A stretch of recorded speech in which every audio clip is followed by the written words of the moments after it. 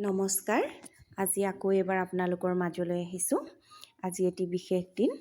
আমাৰ অসমৰ এজন প্ৰখ্যাত সাহিত্যিক, কবি, একেধাৰে শিশু সাহিত্যিক, শিক্ষাবিদ, ঔপন্যাসিক নৱকান্ত বৰুৱাদেৱৰ আজি মৃত্যুতিথি।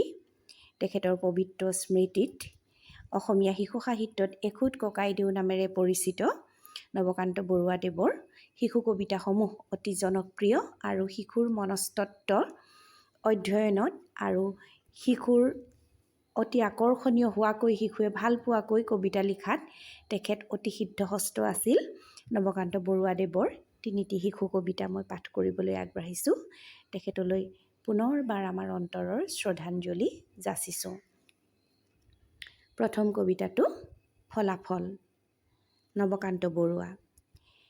এদিন দেখিলোঁ এহাল ডাঙৰ অজগৰ হৈ ক্ৰুদ্ধ, মানে লাগে যদি ছাৰক সুধিবা, কৰিলে ভীষণ যুদ্ধ।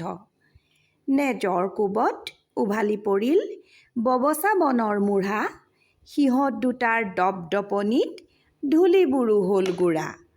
সাদিন ওলাই বেলি মাৰ গ'ল, সাদিন ওলালে জোন, সিহঁতৰ ৰণ শেষকে নহয়, নিজিকে নেহাৰে চোন। দুয়োডাল নেজ দুয়োটাই খালে, লাহে লাহে পেট পালে, কাৰ পেটতনো কোনে আগে খালে, সেইটো নাজানো হ'লে। লাহে লাহে আজি আৰু আগবাঢ়ি খালে দুয়োটাৰে বুকু, মিছা বুলি তুমি নেহাঁহিবা দেই, এই দুটা মোৰ চকু। তাৰ পিছদিনা মোৰ দুয়োটাও খাওঁতে খতম হ'ল, সিহঁত দুটাৰ কাজিয়াৰ চিন ববচা জোপাহে ৰ'ল। মোৰ কথা যদি পতিয়ন নাহে, আহিবা এদিন বাৰু, সিহঁতে উভলা ববচা জোপাকে আনি দেখুৱাব পাৰোঁ। ধন্যবাদ জনাইছোঁ। আৰু এটি তেখেতৰ অতি জনপ্ৰিয় কবিতা, শিশুসকলৰ মাজত অতিকে প্ৰিয় এই কবিতাটি, এটি ব্যংগাত্মক কবিতা, নৱকান্ত বৰুৱাৰ লঘোণ। লঘোণ। একোকে নেখাওঁ আজি, একেবাৰে ভোক নাই, আছে যদি আধা খেৰ চিৰা দিবি ভাল চাই। দৈ মোক নেলাগেই, গাখীৰৰ সৰ পালে, খেজুৰীৰ গুৰ নেকি, লৈ আহ এইফালে। নাই যদি মালভোগ জাহাজী কলকে আন, আৰু একো নেলাগেই, এই হ'ব জলপান। আজি যদি অহা নাই ভীমসিং পালোৱান, তাৰ বাবে ভাজি থোৱা দুটামান আলু আন।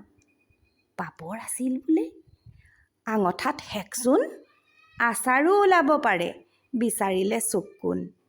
ৰৌ মাছ ভজা আছে, তাৰো দুচকল দে, এই হ'ব লঘোণত, আৰু একো নেলাগে।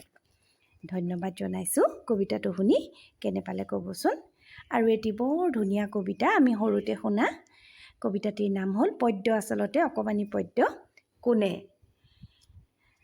ঘৰবোৰ হেনো সাজে মিস্ত্ৰীয়ে, আৰু সাজে মেজ চকী, কোনে বাৰু সাজে ধুনীয়া আকাশ, দিয়ে তাত তৰা আঁকি।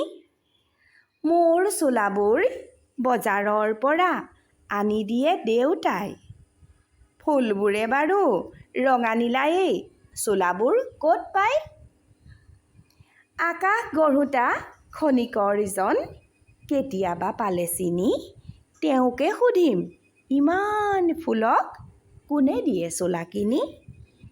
আকাশ গঢ়োতা খনিকৰজন কেতিয়াবা পালে চিনি, তেওঁকে সুধিম ইমান ফুলক কোনে দিয়ে চোলা কিনি। ধন্যবাদ জনাইছোঁ। পদ্যকেইটি আপোনালোকে ভাল পালে নিশ্চয় লাইক কৰিব, শ্বেয়াৰ কৰিব আৰু মোৰ চেনেলটো ছাবস্ক্ৰাইব কৰিব। ধন্যবাদ।